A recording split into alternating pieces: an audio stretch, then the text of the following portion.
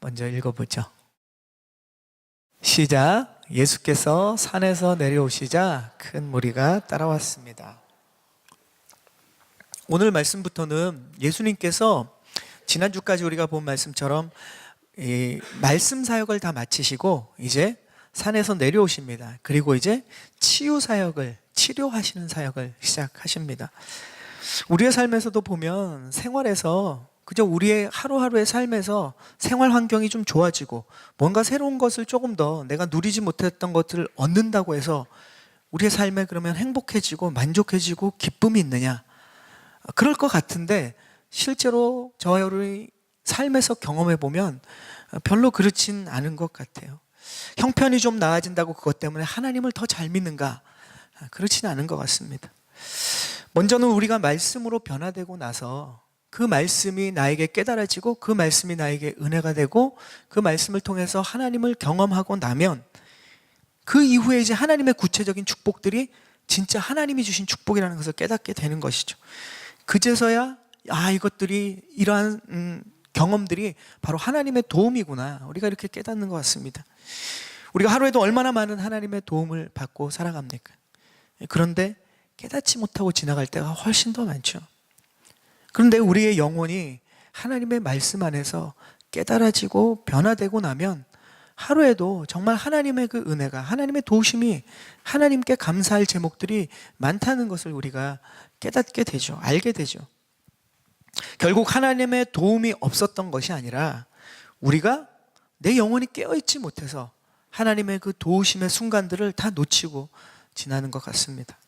그래서 주님은 먼저 말씀으로 우리의 영혼을 치유해 주시고, 그리고 우리가 세상에서 하나님의 자녀로 살아갈 때, 말씀 따라 살아가려고 할 때 생활에서 부딪히는 부분들, 또 삶의 구체적인 문제들을 주님께서 치료해 주시고 회복시켜 주십니다. 이것이 시간적인 순서라기보다는 중요도의 우선순위의 문제겠죠. 그런데 그럼에도 불구하고 분명한 것은 무엇이냐? 성경 안에서 우리가 예수님의 사역에서 발견하는 것은 무엇이냐? 주님께서는 영혼을 치료하는 것과 몸을 치료하는 것, 이 두 가지가 함께 필요하다는 것을 보여주십니다. 영적인 문제와 마음의 문제뿐만 아니라 우리의 삶에 실질적으로 우리가 부딪히는 문제들에서 주님은 관심이 있으시고 그 부분들을 치료해 주신다라는 것을 우리는 성경에서 발견하게 된다는 거죠. 왜냐하면 우리의 몸은 영과 혼과 육으로 이루어져 있어서 그것을 구분할 수는 있지만 사실은 영과 혼과 육체를 우리가 떼서 생각할 수는 없습니다. 왜냐하면 이것은 긴밀하게 연결되어 있기 때문에 뗄래야 뗄 수 없는 관계들이기 때문에 그렇습니다. 우리가 어떻습니까? 육신이 아프면 우리의 마음도 아파져요. 반대로 우리의 마음이 아프면 우리의 몸도 아파집니다.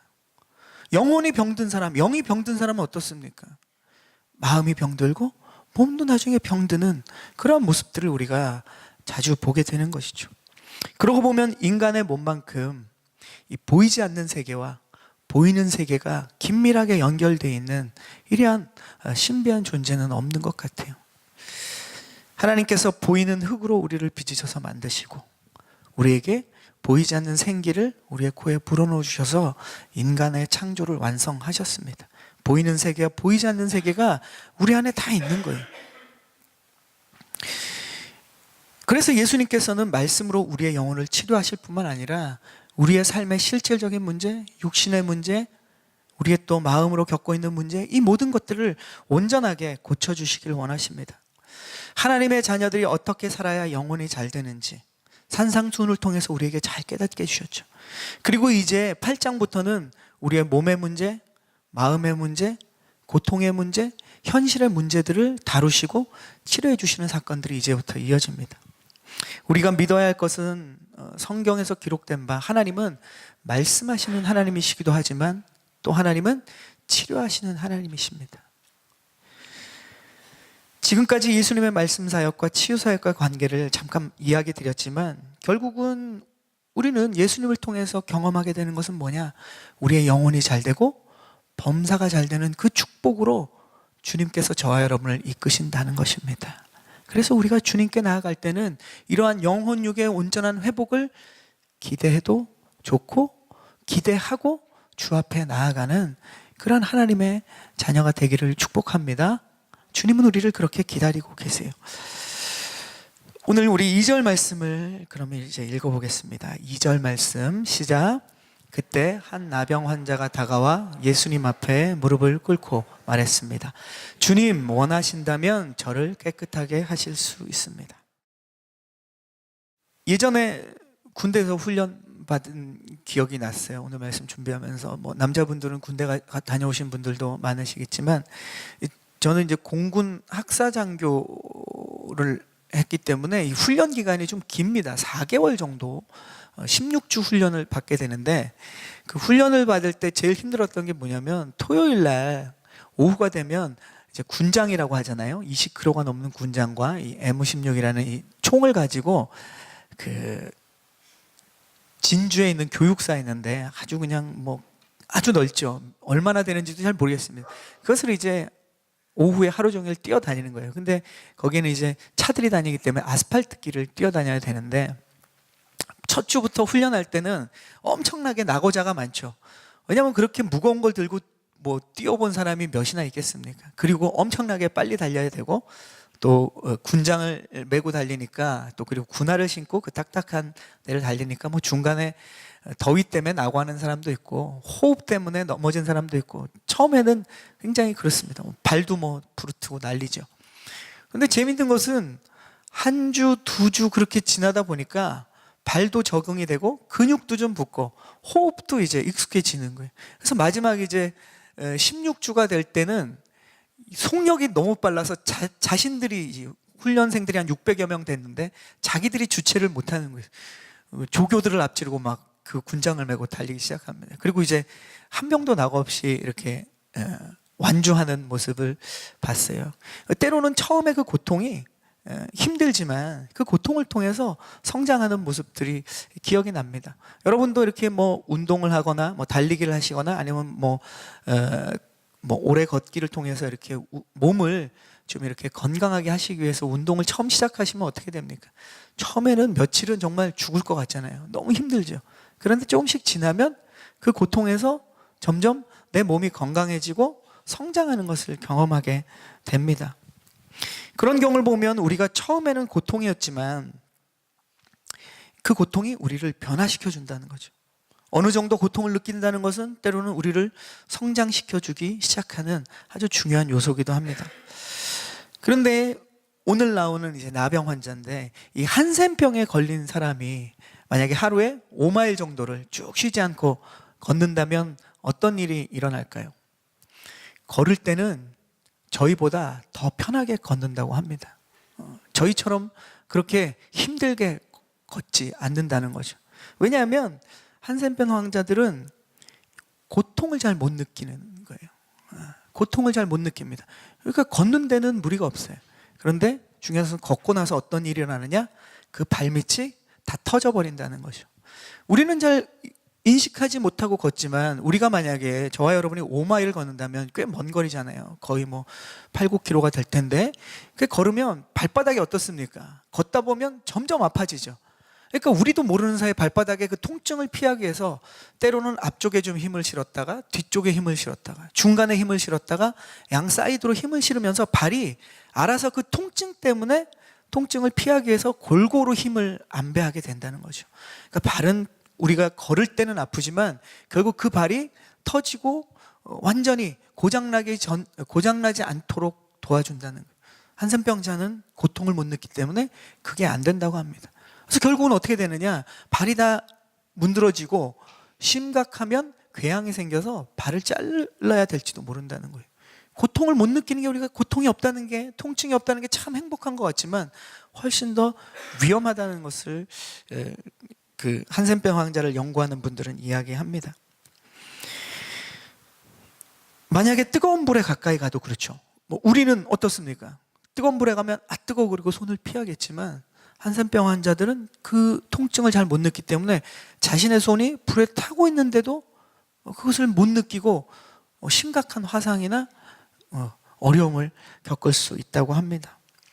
육신의 통증을 못 느끼는 것 때문에 오히려 더 큰 고통을 당하는 사람들, 그들이 바로 이러한 한센병 환자인 것이죠. 오늘 말씀해 보니까 그런 고통 가운데 있는 나병 환자가 예수님 앞으로 나왔습니다. 뭐 문둥병, 나병, 이건 옛날에 쓰는 말이죠. 성경에도 이런 단어가 쓰여 있습니다. 예전부터 쓰던 단어니까. 그런데 이제 요즘 시대에 와서는 이 단어는 약간 우리 그 한센병 환자를 좀 이렇게 격하하는 말이기 때문에 오늘 저희가 나눌 때는 한센병이라는 말로 저희가 이야기를 하겠습니다. 유대사의 이 한센병 환자들은 정상인들과 함께 섞여 사는 것이 금지되어 있습니다. 정상인들 앞에 나오면 절대로 안 되는 사람들이었어요. 왜냐하면 당시 한센병은 굉장히 부정한 병이고, 그리고 전염이 굉장히 잘 되는 병으로 오해하고 있었습니다. 실제로는 그렇지 않죠. 치유도 가능한 병이고 전염도 그렇게 잘 되지 않는 병입니다.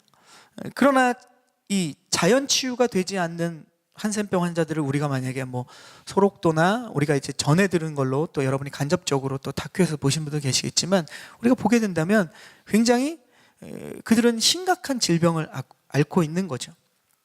외적으로 보기에도 굉장히 심각합니다. 피부가 다 벗겨지고 속으로 살이 썩어져 들어가는 거기 때문에, 특히 이제 약한 부분인 코나 귀나 뭐 이러한 부분들이, 이렇게 손가락이나 이런 부분들이 떨어져 나간 그러한 모습들이 되는 거죠. 그러니까 외적으로 이 형태가, 특별히 얼굴 형태가 많이 완전히 무너지는 병이지 않습니까? 지금은 발병률도 낮고 약으로도 간단히 치료되는 병이지만 그 당시에는 그렇지 않았습니다. 그래서 한센병에 걸리면 어떻게 해야 되느냐? 레위기에 보면 이렇게 되어 있습니다. 옷을 다 찢고 머리를 풀어 헤쳐야 돼요. 그것은 무슨 뜻이냐? 구약에서 내가 저주받았다라는 표시입니다. 그리고 내가 이제 죽음과 같은, 시체와 같은, 죽은 사람과 같이 되었다라는 고백을 하게 되는 거죠. 옷들도 다 태우고, 내가 살던 집들은 이게 전염이 될 수 있으니까 벽도 다 긁어내고, 벽돌집이면 돌들도 다 빼서 성 밖에다 갖다 버려야 되는 것이 율법에 나와 있습니다. 그리고 자기가 살던 곳을 곧바로 떠나야 됩니다. 가족도 떠나야 되고, 함께 일하던 모든 일터나 모든 것을 순식간에 바로 떠나야 됩니다. 한센병이라는 것이 이제 제사장을 통해서 진단이 되면 바로 떠나야 돼요. 그 성 안에서 같이 살 수 없게 됩니다. 완전히 격리된 생활을 해야 되죠. 병이 다 나을 때까지는 전엔 만나던 사람들, 가족들, 친구들, 뭐 일터의 사람들 아무도 못 만납니다. 누리던 안정된 삶 다 버려야 되는 것이죠. 그러니까 지금 오늘 예수님 앞에 나온 이 사람은 육신의 고통도 컸지만 육신의 고통보다 마음의 고통이 이루 말할 수 없는 완전히 절망적인 삶을 살아가고 있는 한 사람이 지금 예수님 앞에 나오는 거예요. 이 사람들은 정상인들이 거주하는 마을 밖에서 살아야 되는데, 만약에 지나가다가 저와 여러분 같은 정상인을 딱 만나게 되면 어떻게 되느냐? 멀리서, 뭐 가까이는 뭐 이게 바람 부는 방향에 따라서 다르긴 하지만 뭐 50m, 멀리는 거의 90m나 100m 전에서 정상적인 사람이 오고 있을 때 그 사람들은 어떻게 되느냐? 윗입술을 다 가려야 됩니다. 그리고 뭐라고 외쳐야 되냐면 탐해 탐해 이렇게 외쳐야 됐습니다. 그게 무슨 뜻이냐면 나는 부정하다, 나는 부정하다. 그 사람들이 들리도록 멀리서 큰 소리로 외쳤어야 돼요. 왜 그러냐면 정상인들이 멀리서 보면 이 한센병 환자인지 모르고 지나가다가 혹시나 옷깃이라도 닿으면 어떻게 되느냐? 정상인들도 모두 부정한 사람이 되는 거예요. 그리고 정상인들의 생각에는 이것이 전염될 수도 있기 때문에 이러한 한센병 환자들은 이러한 일들을 항상 해야 됐습니다. 그러니까 그런 사람이 지금 예수님 앞에 나왔다는 건, 이건 그냥 우리는 말씀으로 그냥 보지만 그 당시에 우리가 살았다면 이것은 굉장히 쇼킹한 일이에요. 신문에 나와야 되는 그런 놀라운 일이 지금 벌어지고 있는 겁니다. 그러니까 예수님 주위의 사람들은 어떻게 반응했겠습니까? 먼저는 자기 몸을 움츠리고 피했겠죠. 왜냐하면 이 사람하고 닿으면 내가 부정해지니까. 그리고 그들은 어떻게 생각했겠습니까? 아니, 이렇게 거룩하신 예수님 앞에 지금 저렇게 더럽고 추한 사람이 지금 감히 예수님 앞에 나와서 나오고, 혹시나 지금 예수님까지 부정하게 되면 안 되니까 예수님이 피하셔야 될 텐데, 이런 생각을 했겠죠. 주위 사람들은 긴장하면서 그런 생각을 했을 겁니다. 이런 당황스러운 위기의 상황에서 한센병 환자는 지금 무엇을 하고 있습니까? 용기를 내서 주님 앞에 나오는 거예요. 믿음을 가지고 주님 앞에 나왔습니다. 그리고 먼저 예수님께 2절에 이렇게 말합니다. 우리가 읽은 말씀에 보니까 주님 원하신다면 저를 깨끗하게 하실 수 있습니다. 이렇게 고백합니다. 주님 원하신다면 저를 깨끗하게 하실 수 있습니다. 짧은 한 문장이지만 이 안에 이 한센병 환자에게서 우리가 배워야 되는 정말 놀라운 믿음이 있어요. 그 당시에 예수님을 쫓던 많은 사람들은 예수님을 랍비, 선생님으로 불렀어요. 뭔가 인생에 교훈을 줄 수 있는 그 정도 불렀습니다. 그런데 이 병자는 지금 예수님을 뭐라고 부르고 있습니까? 주님인 거죠. 구원자, 메시아, 내 인생의 주님. 믿음으로 지금 예수님이 자신에게 누구인지를 지금 고백하고 있습니다. 그리고 예수님이 어떠신 분이냐? 저를 깨끗게 하실 수 있는 분이다라고 고백하고 있습니다. 무엇입니까?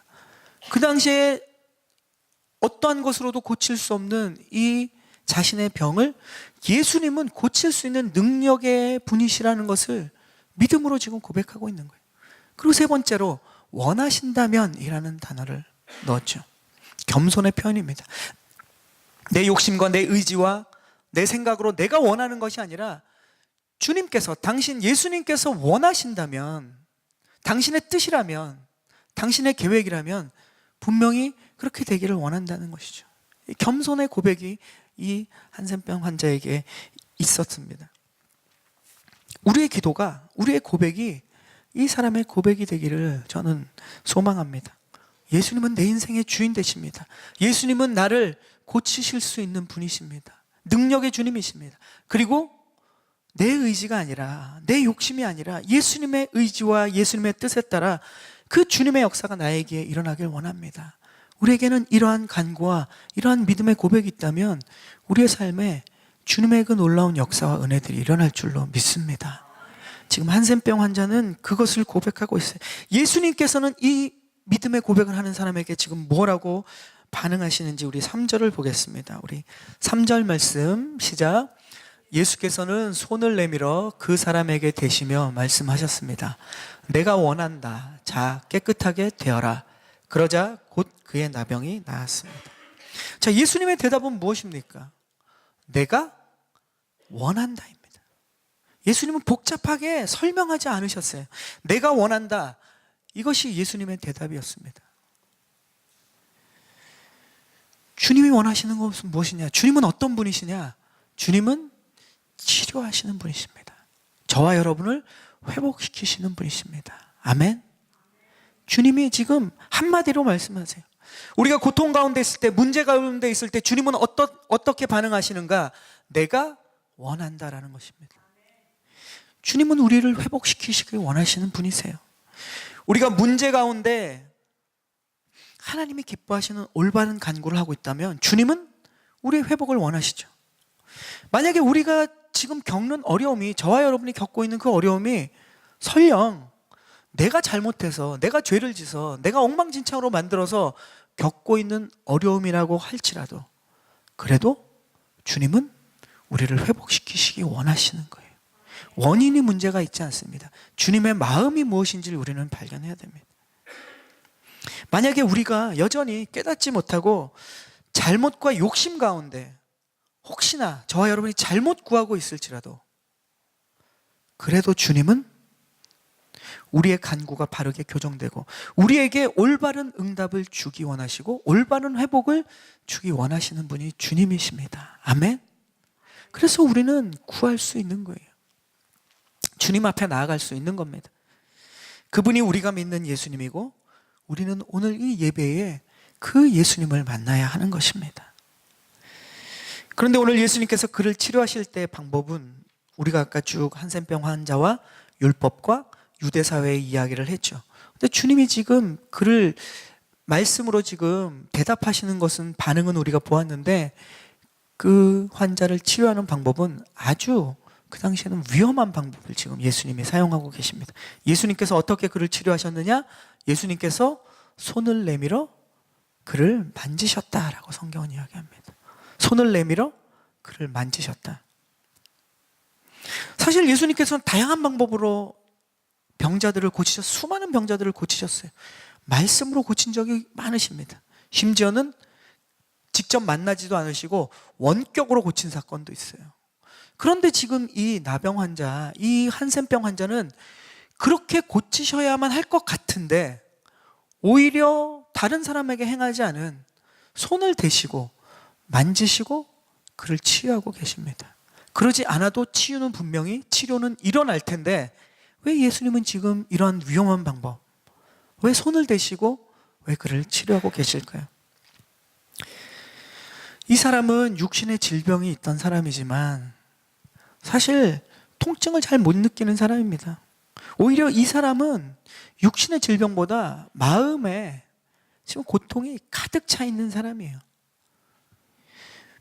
자신의 변해버린 외모 때문에, 자신의 잃어버린 삶 때문에, 그리고 가족과의 생이별 때문에 이전에 누리던 모든 것을 잃어버려서 그래서 완전히 무너진 마음을 갖고 사는 사람입니다.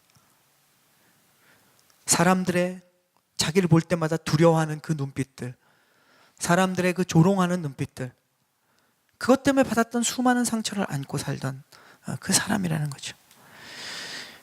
그렇기 때문에 주님은 이 사람을 만지시는 겁니다. 세상으로부터 받았던 그 많은 상처와 아픔들을 주님은 위로하시는 거예요. 모든 사람이 널 피했지만 나는 너를 피하지 않는다. 모든 사람이 너의 접촉을 꺼렸지만 나는 너를 만지고 싶다는 거예요. 그리고 그 사람이 받았던 그 모든 고통들을 치유해 주시기를 원하시는 것입니다. 육신의 치료뿐만 아니라 더 중요한 그 사람의 마음 깊숙한 곳으로부터 수없이 쌓아졌던 그 고통들을 주님은 만지기 원하십니다. 저와 여러분에게 주님이 하시고 싶어 하시는 것이 그것입니다. 우리의 인생의 삶에, 생활에 실질적인 문제들도 우리에게 회복이 필요하지만 주님이 정말로 원하시는 건 우리가 살아가면서 우리 안에 쌓아왔던, 우리도 모르게 쌓였던 그 모든 고통과 아픔들을 주님은 직접 만지기 원하십니다. 우리가 주님 앞에 나아가기만 한다면 주님이 그것을 치료해 주실 것입니다. 주님은 좋으신 분이세요. 그의 부정함이 예수님이 그를 만지심으로 예수님께 전염된 것이 아니라 어떻게 됩니까? 오히려 그의 부정함이 예수님의 만지심을 통해서 그가 마음과 몸이 온전하게 치료되고 회복된 것을 우리는 성경에서 보게 됩니다. 아멘. 주님은 이것을 우리에게 원하시는 거죠. 우리가 주님을 억지로 애를 써서 만져야 하는 것이 아니라 주님이 기꺼이 기쁨으로 우리에게 찾아오셔서 우리를 만지십니다. 주님은 우리의 아픔을 아시고 우리를 치료하시는 분이세요. 그분이 예수님이십니다. 오늘 우리가 그 예수님의 만지심을 경험하기를 원합니다. 우리 모두는 이 병자처럼 여러 가지 문제를 가지고 있어요. 외적인 한센병이 아니라 어쩌면 저와 여러분은 우리의 마음속에 우리도 모르는 사이에 내적인 한센병자처럼 살아가는지도 모릅니다. 우리의 마음에 무너진 부분, 썩어진 부분, 아름답지 못한 부분들, 그것을 우리는 다 안고 살아가요. 혹시 저와 여러분 중에 나는 예수님께 나아갈 수 없어, 이미 단정해버리고 예수님은 나를 별로 좋아하지 않으실 거야, 이런 생각을 가진 분이 계십니까? 이 환자의 주님 앞에 나아가는 믿음이 저와 여러분에게 있기를 축복합니다. 주님은 다 받아주실 것이기 때문에 그렇습니다. 그것은 잘못된 생각이에요. 주님께 나아갈 수 없다, 주님은 받아주지 않을 것이다, 주님은 나를 좋아하지 않을 것이다, 이것은 바른 생각이 아닙니다. 말씀이 주는 생각이 아닙니다. 주님은 어떤 사람도 다 기쁨으로 맞아주시는 분이세요. 예수님 앞에 나아갈 수 없는 사람은 단 한 사람도 없습니다. 주님께 나아가기만 하면 주님이 저와 여러분을 맞아주십니다. 그리고 우리를 만져주시고 회복시켜 주십니다. 우리의 죄를 만져주시고 우리의 고통을 만져주시고 우리의 슬픔과 아픔을 만져주시고 우리의 고통을 자신의 것으로 껴안으시고 우리를 회복시켜 주시는 분이 바로 예수 그리스도신 겁니다. 여러분, 어떤 문제를 안고 살아가십니까? 오늘도 어떤 문제를 가지고 예배당에 나오셨습니까? 여러분, 어떤 수고의 짐을 지고 한 주간 지내셨습니까? 그것이 무엇이든지 세상이 여러분에 대해서 그것에 대해서 뭐라고 하든지 주님께 가지고 나아가면 주님은 뭐라고 말씀하십니까? 수고하고 무거운 짐진 자들아, 수고하고 무거운 짐진 너희들아, 다 내게로 오라. 그것을 주님께서 지시겠다는 거예요. 그리고 우리를 쉬게 하시겠다는 약속이 바로 주님의 약속입니다. 여러분, 주님께 나아갈 때마다, 또 예배 자리에 나아갈 때마다, 주 앞에 기도할 때마다, 하루하루 큐티하며 또 말씀을 묵상하며 삶의 자리에 나아갈 때마다, 가정에서, 일터에서 주님이 어떤 분이신지를 기억하고 오늘의 주님께서 그 만져주시는, 그리고 만져주심으로 회복되는 영혼육의 그 온전함이 저와 여러분에게 날마다 일어나기를 주님의 이름으로 축원합니다. 아멘.